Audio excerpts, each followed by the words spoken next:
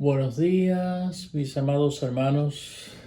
Qué bueno volver y tener la oportunidad de poder llegar a sus hogares a través de la palabra de Dios, la que nos va a seguir ayudando y conduciendo por un camino mejor. Esa que es lámpara a nuestros pies y lumbrera a nuestro camino. Bien, continuamos con el tema que estuvimos hablando el sábado pasado sobre la sabiduría de Dios, algo muy necesario para todos los tiempos. Ya estuve explicando sobre el término sabiduría en cuanto a lo secular y en cuanto a lo bíblico, cómo lo veían los hebreos, los judíos, que era bueno tener estas habilidades, estas capacidades, una persona, pero se carecía de un elemento muy necesario que es el temor a Dios. Y como estuvimos viendo en el libro de Proverbios, nos dice que el temor a Dios es el principio de la sabiduría. Les hablé también de aquellos hombres que conocemos, muchos que fueron entendidos en tiempos de los reyes y los tenían a su alrededor para ayudarle en muchos aspectos a discernir ciertas situaciones que se presentaban, pero no les alcanzó su sabiduría humana para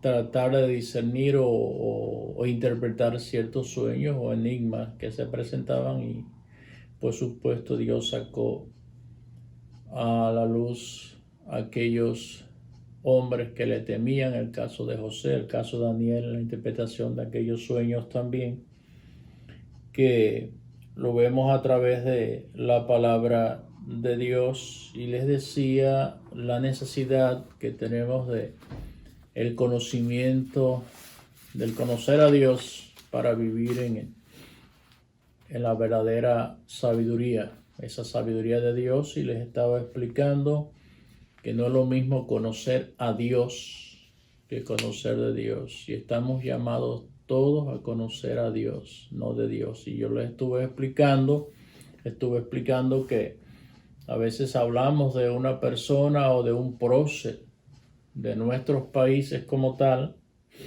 y hablamos de ellos no porque le conocimos, sino porque nos han hablado de ellos. Yo le puse los ejemplos de algunos países, pero no podemos decir que le conocimos. Sin embargo, usted y yo tenemos la oportunidad de conocer a Dios, y por ende, si vivimos en su temor, vamos nosotros también a gozar de la sabiduría, que es un atributo de nuestro Dios, que nuestro Dios es un Dios omnisciente, un Dios que todo lo sabe, y Él da a sus hijos todo lo que nosotros le pidamos conforme a su voluntad. Les estuve hablando la primera carta del apóstol Pablo a los Corintios sobre la relación que el apóstol Pablo establece aquí en 1 Corintios 1, estos versículos 18 al 22, cuando él habla de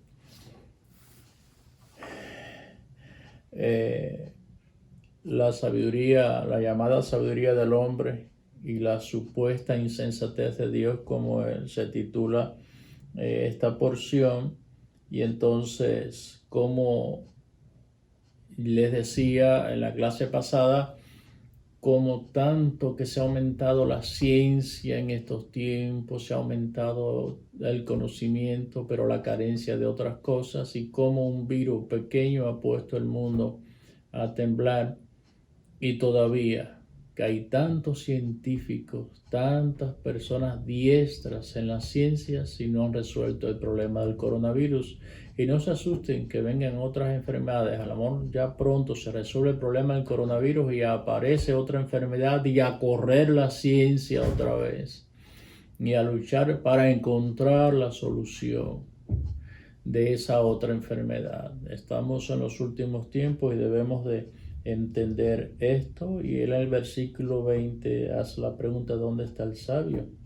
¿Dónde está el escriba? El escriba, los escribas tenían un dominio muy bueno de lo que ellos escribían, porque eran las personas que escribían y tenían acceso a todos los escritos, a toda la historia o las crónicas, tanto de los reyes como de los estados y los gobiernos, y eran personas muy diestras, muy conocedoras de muchas cosas. Y dice: ¿dónde está el sabio? ¿Dónde está el escriba? ¿Dónde están las personas que disputan en estos tiempos? Entonces, dice: ¿no ha enloquecido Dios la sabiduría del mundo? Entonces, les explicaba también sobre dos formas o dos grupos, los judíos y los griegos, una cultura predominante en los tiempos del apóstol Pablo, en los tiempos de este escrito. Y él lo dice: los judíos siguen buscando señales y los griegos están buscando sabiduría.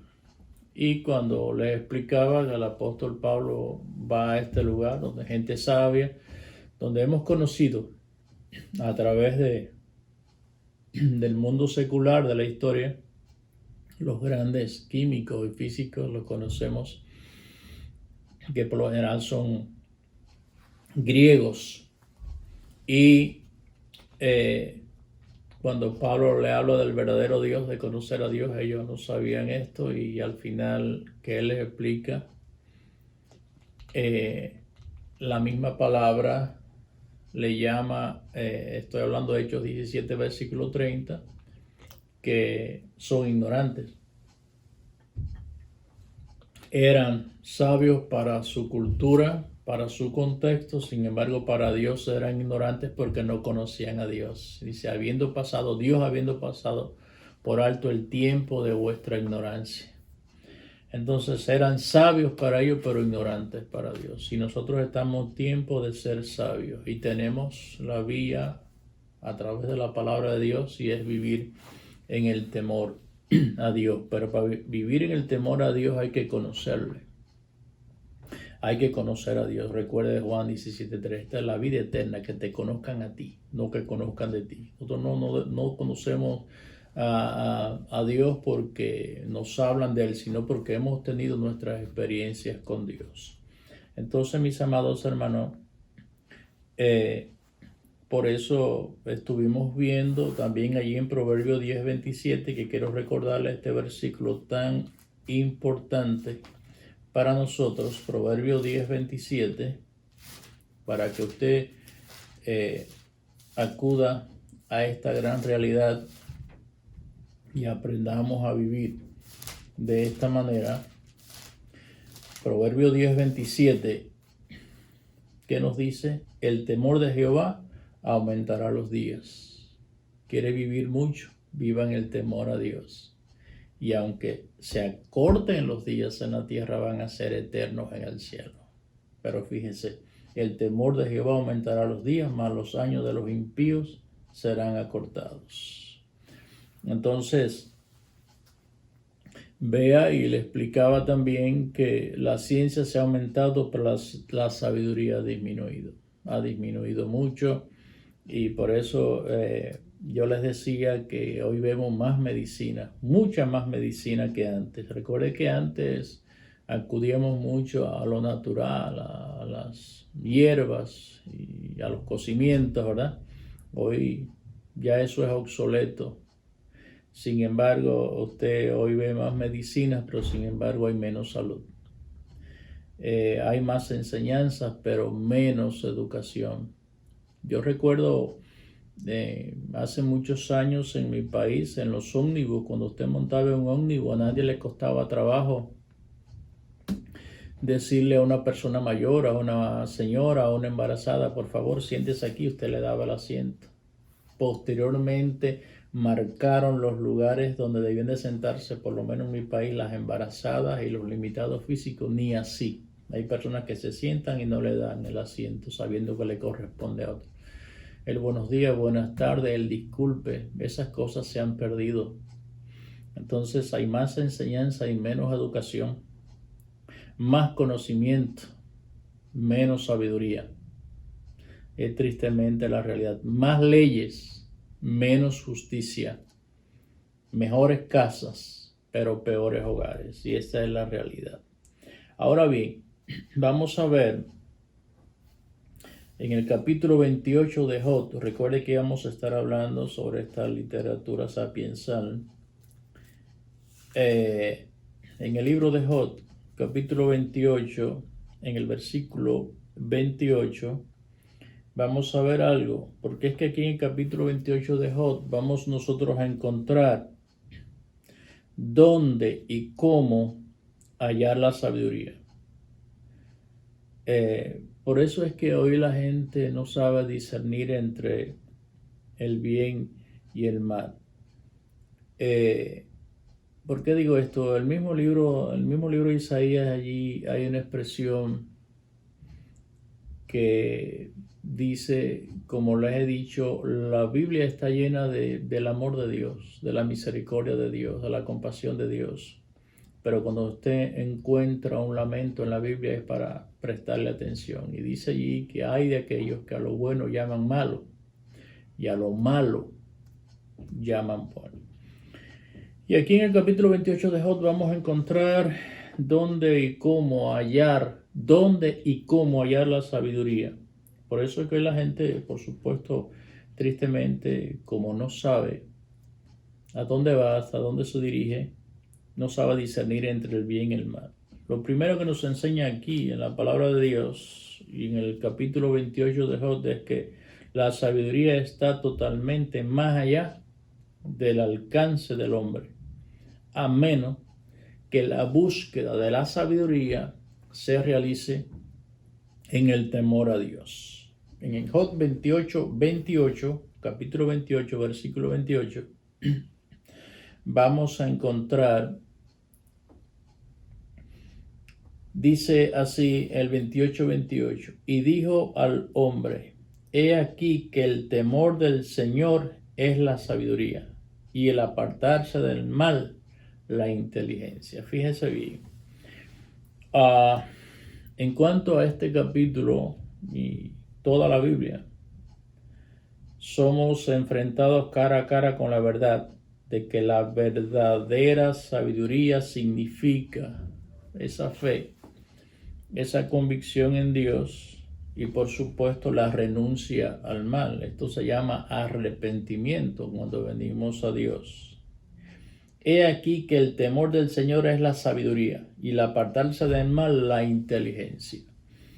Ahora bien, esto significa reverencia. El temor a Dios significa la reverencia, un temor reverencial a un Dios que todo lo sabe, a un Dios que es omnisciente, a un Dios que nos hace admitir que hay más cosas en el cielo y en la tierra que lo que puede soñar el hombre o la filosofía humana.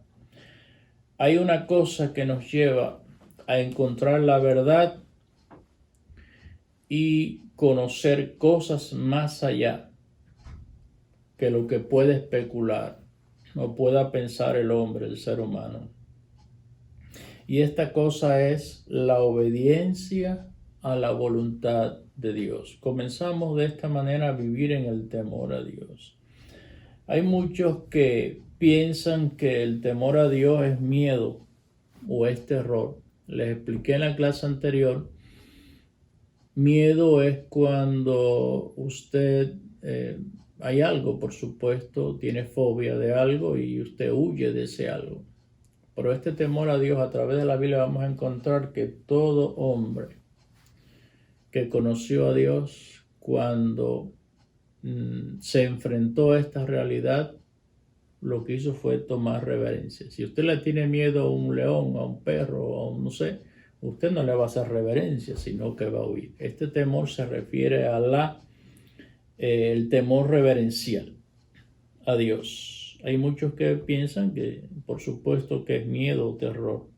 Cuando usted ve aquí en la palabra de Dios esta combinación de Dios o Señor, esto va a transmitir un sentido de piedad o de reverencia. ¿Por qué digo esto? Porque si usted conoce a Dios, no conoce a Dios, sino conoce a Dios, ya usted, al ver aquí en la palabra de Dios lo que Él ha plasmado y lo que Él quiere que nosotros hagamos, esto va a traer a nosotros una convicción de lo que nosotros debemos tener de Dios, es tener hacia Dios es reverencia.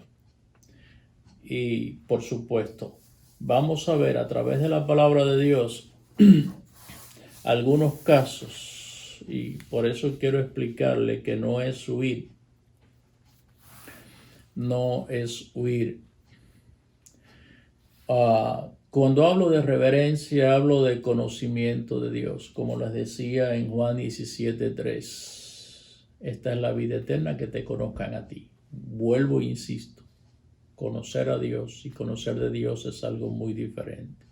En Mateo 17, quiero que usted busque allí en Mateo 17 para que usted vea lo que es el temor a Dios y a veces lo que es no conocer a Dios. Fíjense, le voy a explicar este evento de la palabra de Dios. Mateo 17, fíjense usted, los versículos 1 al 7. Aquí me habla del monte de la transfiguración, pero fíjese usted, monte de la transfiguración. Mateo 17, 1 al 7. 6 días después Jesús tomó a Pedro, a Jacobo y a Juan, su hermano, y los llevó aparte a un monte alto. Fíjense, estos tres discípulos llevaban tiempo ya en la escuela del discipulado de Jesús, le tildaban, tú eres el Hijo de Dios, tú eres Dios. Él ya le había explicado, pero ellos todavía no sabían quién era. Fíjense, a veces, como hay un dicho que dice que a veces llevamos 20 o 30 años en casa del trompo y no hemos aprendido a bailar. Y tristemente a veces llevamos mucho tiempo en el Evangelio viviendo tristemente de la fe de otros. La Biblia dice que el justo por su fe vivirá, no por la de nadie, por la suya, por su propia experiencia. Entonces, ellos llevaban ya tiempo con Jesús. Este círculo estrecho, estos tres discípulos, Jesús lo llevó en una ocasión a la resurrección de la hija de Jairo. Ellos sabían, ellos habían visto lo que Jesús era capaz de hacer porque Jesús era y es Dios. Estos tres discípulos los llevó aquí a este evento de la transfiguración y también los llevó cuando él ya iba a ser entregado allá en Getsemaní. También ellos tres fueron ese círculo estrecho que él tuvo con ellos. Pero fíjense bien. Dice en Mateo 17, 1 al 7. 6 días después Jesús tomó a Pedro, a Jacobo y a Juan su hermano y los llevó aparte a un monte alto y se transfiguró delante de ellos y resplandeció su rostro como el sol y sus vestidos se hicieron blancos como la luz.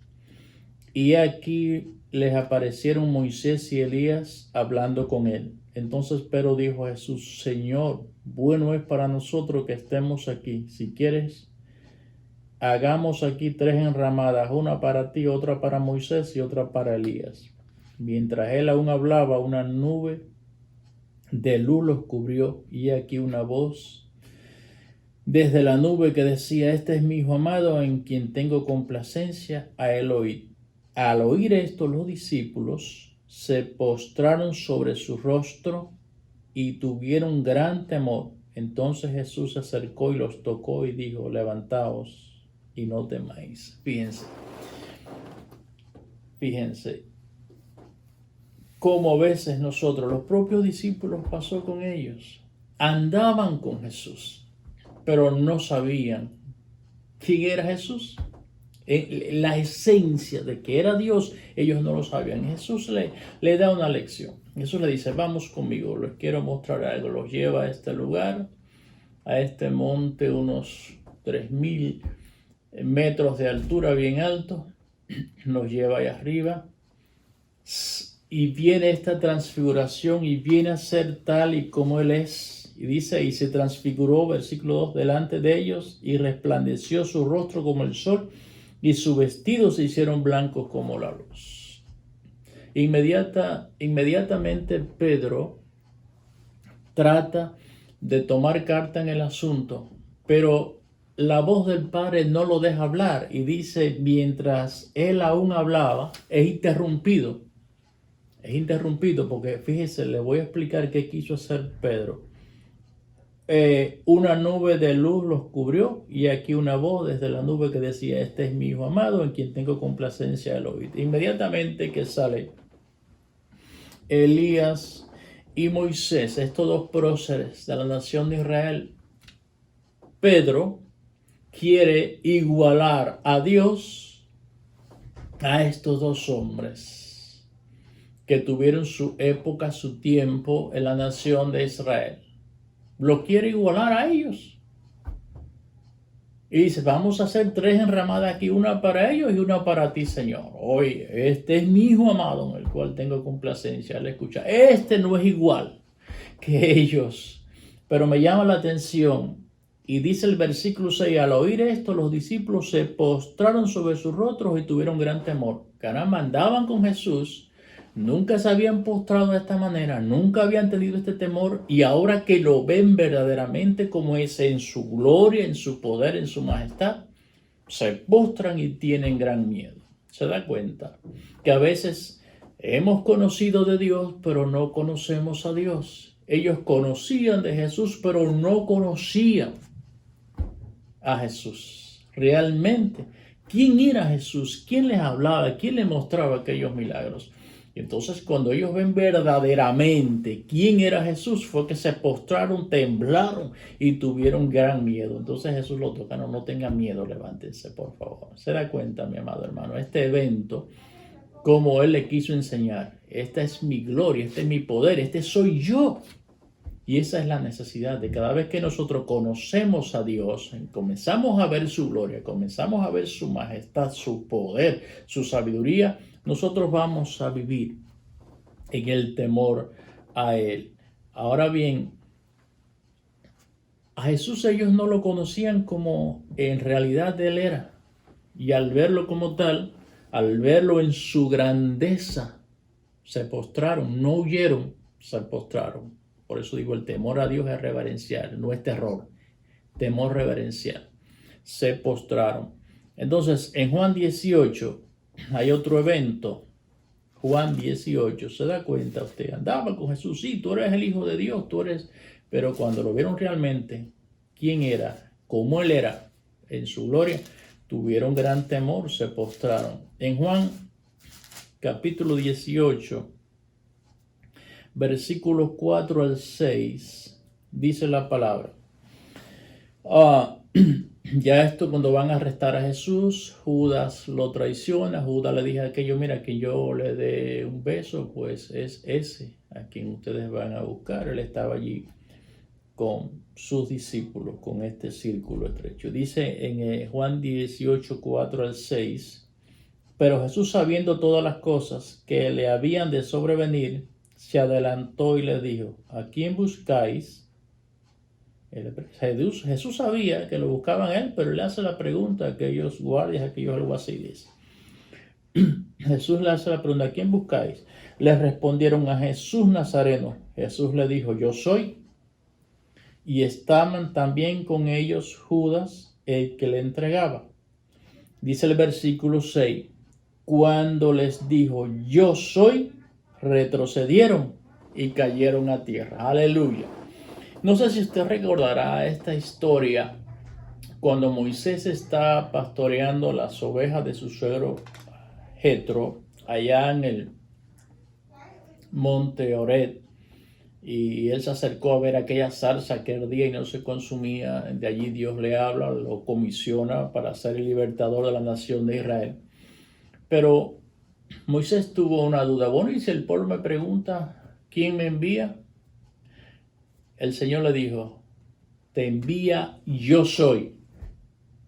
Jesús posteriormente dijo, yo soy la luz del mundo, yo soy la puerta, yo soy el pan de vida, yo soy la vida y la resurrección, yo soy el camino, la verdad y la vida, yo soy el principio y el fin. Se da cuenta, el yo soy estaba significado, es Dios, el yo soy. Y cuando él dijo, yo soy, estaba diciendo, aquí está Dios. Aquí está el poder, aquí está la autoridad, aquí está la gloria, aquí está la omnipotencia. Y dice que retrocedieron y cayeron a tierra. Porque es que ellos no estaban detrás de cualquiera. Estaban detrás, buscando, tratando de condenar, por supuesto, al mismo Dios a través de la persona de Jesucristo que había venido a este mundo a un plan, a un propósito, a una encomienda, salvarnos a nosotros. Pero se da cuenta, yo soy, dice que retrocedieron y cayeron a tierra. Tremendo testimonio y ejemplo para sus discípulos, ¿verdad? En Lucas 5 también, cuando él llama a los primeros discípulos, recuerde que Pedro y sus hermanos están pescando, no habían pescado nada. Y aquí está en Lucas 5, solamente quiero hacerle referencia de esto para que usted vea que a veces nosotros estamos así, vivimos tiempo y más tiempo en la iglesia y no conocemos realmente quién es verdaderamente nuestro Dios. En Lucas 5, 8 en adelante, cuando Jesús llama a sus primeros discípulos, Simón dice, viendo esto, Simón Pedro cayó de rodillas ante Jesús diciendo, apártate de mí, Señor, porque soy hombre pecador. Porque vieron aquel milagro, no habían podido pescar nada.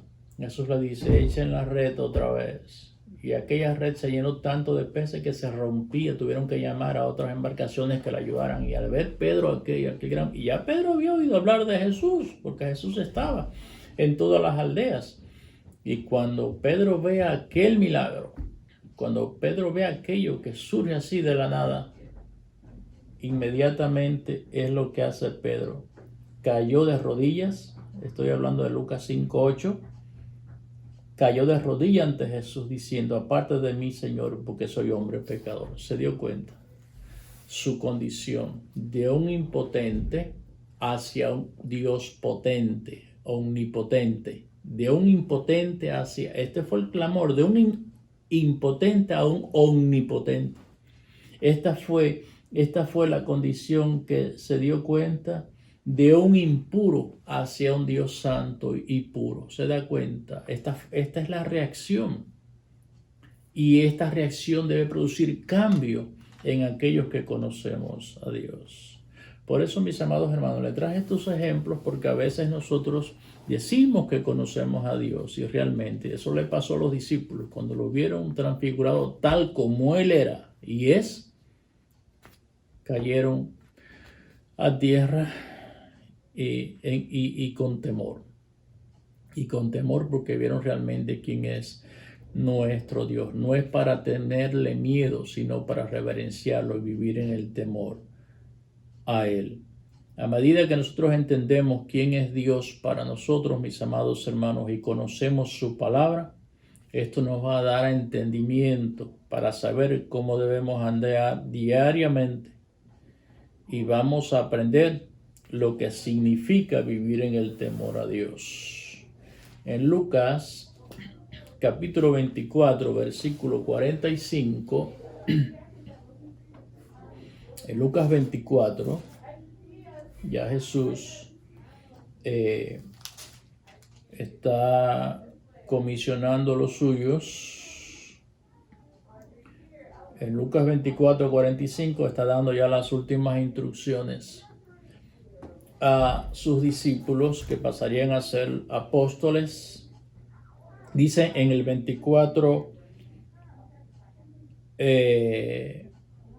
45, en Lucas 24:45, entonces les abrió el entendimiento para que comprendiesen las escrituras. Les abrió el entendimiento. Fíjense, llevaban ya 3 años y medio aproximadamente con Jesús y todavía no entendían lo que Jesús les mostraba y les explicaba el día a día mientras andaban con él. Dice que les abrió el entendimiento para que comprendiesen las escrituras, porque era necesario que ellos supieran y estuvieran convencidos, persuadidos de lo que ellos y de quién ellos iban a hablar o estarían hablando.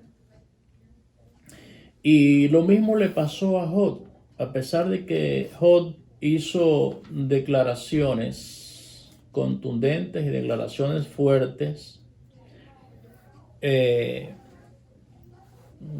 Hizo declaraciones bien grandes, declaraciones firmes, convincentes.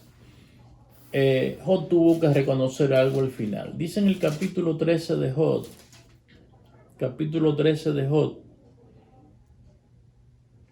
los versículos 15 y 16, dice así: he aquí, aunque él me matare, en él esperaré.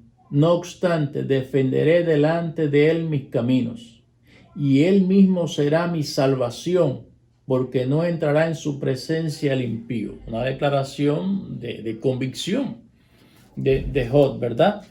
Dice en el 19:25, una declaración que conocemos todos: yo sé que mi Redentor vive y al fin se levantará sobre el polvo. Yo sé que mi Redentor vive y al fin se levantará sobre el polvo.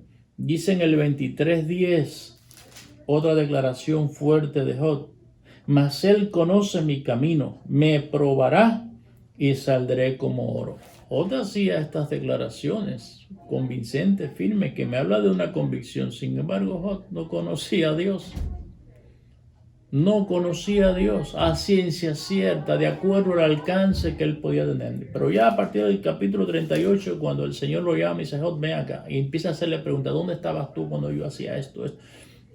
Y ya cuando lo lleva al final, en el versículo 42, Jod tiene que retractarse, dicen los versículos 5 y 6. De oídas te había oído, mas ahora mis ojos te ven. Por tanto me aborrezco y me arrepiento en polvo y ceniza. Fíjense usted, hace declaraciones fuertes a través del trayecto de toda su prueba, y no le falló a Dios, porque este es un libro no solamente para hablar de las pruebas, sino un libro que me habla y me dice que el hombre le puede ser fiel a Dios. Esto es una enseñanza muy importante y primordial que encontramos en el libro de Jod. No solamente a veces lo agarramos para hablar del sufrimiento que se puede, pero hay una enseñanza muy importante en el libro de Jod, que el hombre le puede ser fiel a Dios. Y él hizo declaraciones fuertes, convincentes, de convicción de un hombre que tenía el temor a Dios. Sin embargo, al final, cuando Dios le llama, usted si lee los versículos 38 en adelante, usted va a ver, y dice al final: no, ¿qué va? Yo de ti no conocía nada, de oídas. Y a veces nosotros estamos así, de oídas es que estamos y vivimos nosotros. No. Mas ahora mis ojos te ven. Es tiempo de que nuestros ojos espirituales, los ojos de la fe, puedan ver a Dios. Y entonces, si nosotros conocemos a Dios, vamos a vivir en su temor, y esto nos va a hacer sabios, mis amados hermanos. Por eso les digo, la sabiduría es mayor que las riquezas. Seguimos en estos libros de la literatura sapiencial del Antiguo Testamento y vamos allí al libro de Eclesiastés, capítulo 7. Eclesiastés capítulo 7, versículo 12. Dice Eclesiastés 7:12: porque escudo es la ciencia y escudo es el dinero, mas la sabiduría excede en que da vida a sus poseedores.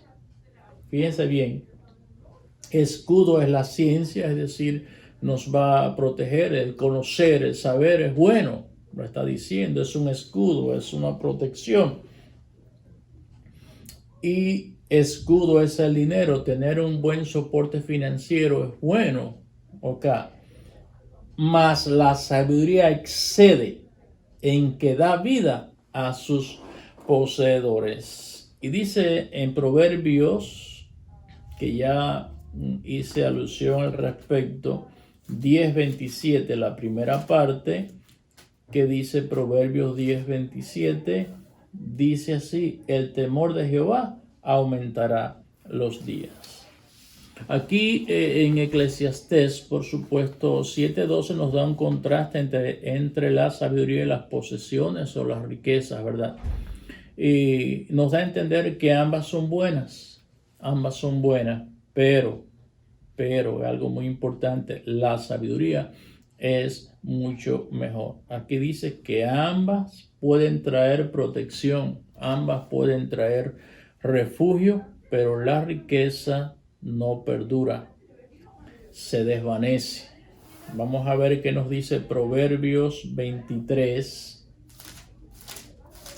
Proverbios 23, los versículos 4 y 5.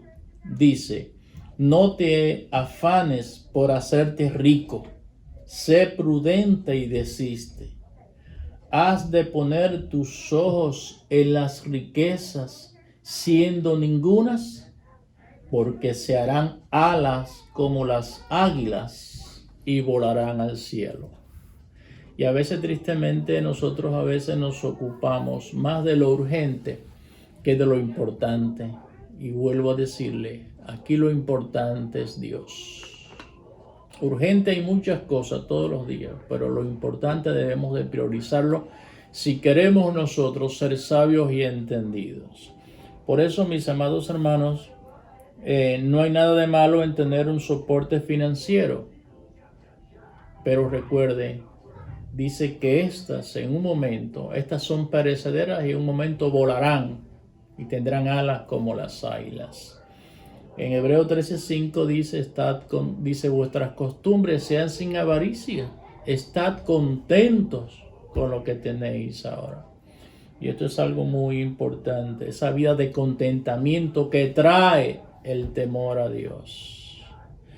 Se pueden perder, por supuesto, las riquezas. Y cuando se pierden las riquezas y usted pierde a veces lo que usted ha ganado con mucho trabajo, por supuesto, esto va a traer adversidad, dolor, aflicción. Pero la sabiduría que es de Dios va a perdurar, va a permanecer a pesar de las circunstancias. Y termino con esta frase de Eclesiastés, capítulo 12, versículo 13. Y este es el fin también de esta clase. El fin de todo el discurso oído es este: teme a Dios y guarda sus mandamientos, porque esto es el todo del hombre. Fíjense bien, termina aquí el escritor: el fin de todo el discurso oído es este: teme a Dios y guarda sus mandamientos, porque esto es el todo del hombre. Es decir, mis amados hermanos, vale la pena vivir en el temor a Dios, que es el principio de toda la sabiduría. Y vale la pena, mi amado hermano, ser sabios, entendidos en cuanto a la voluntad de Dios para estos tiempos difíciles que estamos viviendo. Necesitamos mucho de la sabiduría de Dios, hasta para la hora de usted dar un voto en una boleta para una elección de una nación, de un presidente. Hasta para eso, para lo más mínimo, necesitamos la dirección de un Dios sabio que quiere también hijos sabios. Que Él nos bendiga una vez más, que cada día podamos conocer a Dios para aprender a vivir en su temor. Y si vivimos en su temor, vamos a aprender a ser sabios. El Señor ayude a cada uno de aquellos en sus hogares, padres, madres, para que puedan ser entendidos y puedan tener la sabiduría de poder guiar a sus hijos por el camino correcto hacia la salvación, hacia el temor a Dios, hacia la vida eterna. Porque el que está en el temor a Dios, dice aquí en Proverbios 10:27, que sus días se alargarán, se aumentarán en la tierra. El Señor nos bendiga una vez más, es mi deseo. Bendiciones.